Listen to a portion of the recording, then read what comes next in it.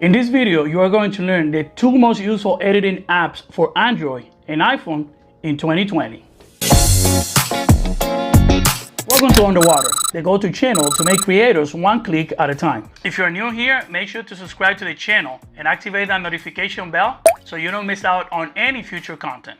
Also, at the end of this video, you'll see a 57-second short I edited using one of the apps I featured on this video. So let's see if you can guess which app did I use. It's not a secret for anyone that the marketplace is overwhelmed with editing apps that range between high-end, very sophisticated and complicated, to simple, meaningless, or totally useless, making your choice more difficult than what it should be. My editing app list for Android and iPhone comes down to this: PowerDirector and KineMaster. PowerDirector has multiple features that let you edit your video in 4K quality with a multiple timeline interface and share them directly onto YouTube. You don't need multiple apps to cut, edit, and rotate your footage. PowerDirector lets you edit full HD and 4K videos from start to finish, including effects, transitions, and music. This is how it works. So this is basically how PowerDirector works. In here we have the main screen, which is giving you the option to use one of the videos that you produced already of a new project. So let's say a new project right away. It's going to take you to the screen where it's going to allow you to select the ratio in which you want to edit your project. You have your 16:9, 9:16, and 1:1. One important thing to remember is when you select one of these three ratios that they're giving you, you are not going to be able to change it. You're going to have to do the whole project again or export your project and bring it back into PowerDirector and then select again the ratio that you want to use. For this try, we're going to use 16:9. We're not going to name the project. We're going to take a little clip. As you can see, it shows you right away the clips that you have in 4K and the ones that are not. So let's select this one that is 42 seconds. You hit the plus button in the middle. All right. So in the left-hand corner, as you can see, once you select the clip that you're working on your timeline, which is this one, it's going to give you a different menu. It's going to give you the option of deleting the video or editing the video. Once you hit that pencil that you see on the left side, it brings out this whole new menu where you have your volume, your speed control, pan and zoom to crop your video, rotate, and so many more. So you can sit it there, you can use it however you want. So now, this is why I put so much emphasis on most useful over the best. The reason why I do this is because you might find some tools that you can use for the type of content that you upload to YouTube that other applications will not allow you to. What do I mean by this? For example, when I select the clip that we put on the timeline right here, to give you, well, this one is already selected. So let's select this one, right? So if I want to cut this part of the video on the timeline, I use this tool here, right? I clip it. But it doesn't give me the option if I wanted to cut to the left or to the right of the clip, like you're gonna see, as you're gonna see on KineMaster. So it usually cut it to the right. You can select it and get rid of it like this. It's fine. If you wanna go back, you hit the button on the right-hand side, undo, and it'll bring it back. It doesn't have a redo button. So you can only undo whatever you did already, but it doesn't send you forward, only send you backwards. So if I get rid of this, I can bring it back by doing the undo. The one that I cut before that, I cannot bring it back again. Also, on the left-hand side, you have your library of music and special effects. From here, you can select the music that you want to put on that clip.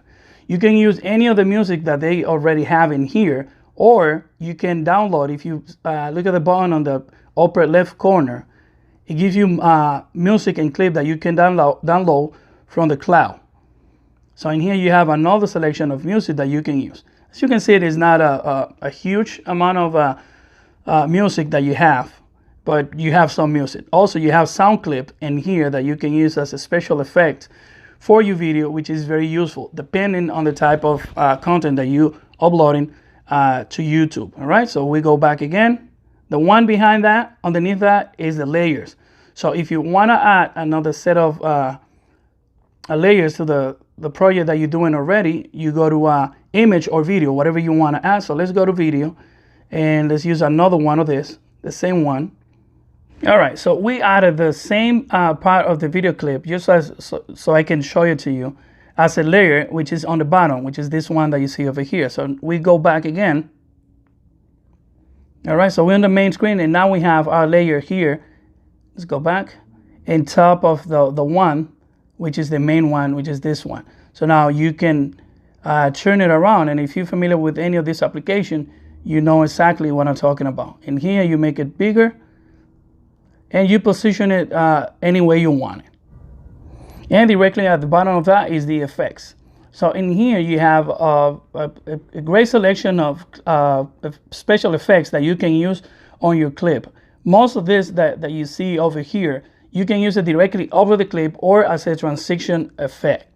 You can also go to the cloud again and grab one of the ones that they have here that are pretty much similar to the ones that you already have. PowerDirector is not known for having a great variety of special effects for on-clip effect, but remember, you're editing on an app on your phone. Again, the reason why I'm making this video is to establish the difference between useful versus the best. This is another example. If you hit the little square here, which is where we split our frames, so you hit here, it's gonna take you to the screen where you're gonna select your special effect for your video. These are the transitions effect. Let's just pick this one, and let's see how this effect works. So if you want to do that, you hit play in the middle of the effect, and it will show you how the effect works.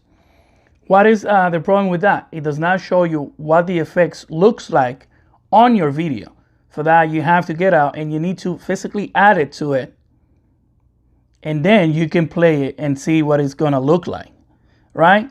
So you're doing two things to do something that you can do directly on the application without the necessity to go out just to go back in, right? So if you want to get rid of that effect, you hit the little square that you see here in the middle, and you hit no transition. It'll take it away right away. But again, it's making you do things that take time from the whole project, which can make the whole editing process even longer. And before we move on to KineMaster, let me know in the description box below if you are using any apps to edit your video, or if you're planning on doing so. Before we move on to KineMaster, let me know in the description box below if you are using any apps to edit your video, or if you're planning on doing so. Also, if you want to get the most awesome thumbnails and a professional channel art for any of your social media platform, you need to visit snapchat.com. I will leave you the link in the description box below to their website so you can try their massive library completely free. KineMaster supports unlimited text, image, handwriting, and overlayers, as well as up to 10 video layers. Layer position and timing can be easily adjusted, and layers can be animated using preset animation effects or with keyframe animation. This editing app includes many more features as well, such as voice changer, filters, control of exporting frame rate, bitrate resolution, and support for a variety of video, audio, and file formats. Let's see how this editing app works. So this is basically how KineMaster works. When you open the application, it's going to take you to where you can have your project up to 6 projects at the same time, or you can add a new one. So if you go to settings on KineMaster, it's going to take you where you have your information and all that. But the important part that I want to underline over here, you want to go to advanced and experimental settings and change the frame rates from 30 frame per second to 60 frame per second. That's how you want to have it in your phone. So it's going to be the same frame rate per second that you have in your phone settings, which is the way that I have it on my personal cell phone. So let's get out of there. So in the middle button, you use it to add a new project to it. Once you hit that, it's going to give you the option to select the ratio in which you want to edit your video. So for this particular case, we're going to use 16:9. Again, once you choose a ratio that you want to edit your video, you cannot change it, not even during the project, not at the end. If you want to do that, you're going to have to do the whole thing again. So be mindful of which platform you're going to be uploading your video to, so you select the right ratio for your project. In the right hand corner, you use the media button to add any media that you want to edit to your project. And on the left hand side, I have the undo button and the redo button, which I don't have in PowerDirector. So redo, and it's right there. Then following, it has the capture and save button. You can save a clip. You can capture and add it to the timeline. It's going to be added as a layer or as a clip. And following that, you have a very cool feature in here, right? In here, you can use this setting to set the audio and video and editing the way that you want your whole project to go along. So you have your audio at the beginning, then video, and then editing. For the most part, I keep it at 4.5 seconds duration for clip. Same thing for the duration of the layers that I use. So everything I keep it in between 4.5 seconds and 3.5. That's usually the way that I have it. All right, so we get out of there. And here you can amplify your timeline. You can, remember, you can put up to 10 layers, video layers on your project on KineMaster. So that's very useful for you. You can have 10. So now the main screen for your project is going to be in the bottom. It's going to be smaller because you're going to have up to 10 layers, only video. So if you're talking about audio, if you're talking about titles, so this screen over here is going to be full. Again, it depends if it's useful for you. If it's not, you don't need it. So you go back, and in here it's going to send you all the way to the end of your timeline. And if you hit it again, it's going to send you again back to the beginning. All right. If you select the clip, now you have three different options on the left hand side. You have the redo and the undo and redo button. You have the trash, and then you have this. In here you can duplicate the video that you have in your timeline, and it's going to duplicate it at the end of the timeline. So you're going to have two of them. So there it is. This is where it ends, and this is where the other one begins. And also you can duplicate it as a layer.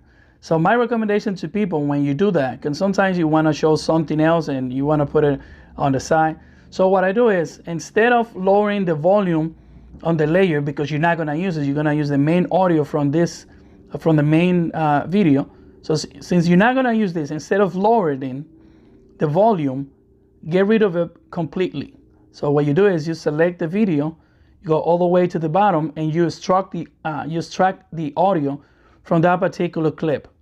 So now what that's going to do is that it's not going to get the memory of your KineMaster full, which is going to make it work slower. So in this particular case, I'm not going to tell you to pick one over the other. In my particular case, the one that I'm using right now is KineMaster. That's the app that allows me to do what I do in less time than if I was using PowerDirector. The only reason for that is because PowerDirector has more features and it's more complicated for me to use it than KineMaster. That's the only reason. And I'm choosing one over the other. I'm gonna leave that up to you. One of the most important things that I personally take into consideration when I'm making my video is to make sure that whatever tool I'm using is helping me to convey my message better. Like I said at the beginning, what's the point on having the most advanced technology if it doesn't serve your purpose? Remember to take a look at the description box below. I have a ton of useful information to help you grow your channel. And now it's time for you to watch that 57-second short film that I edit and try to guess which app did I use to do it. Subscribe to the channel, hit that notification bell, and I'll see you next time on the water.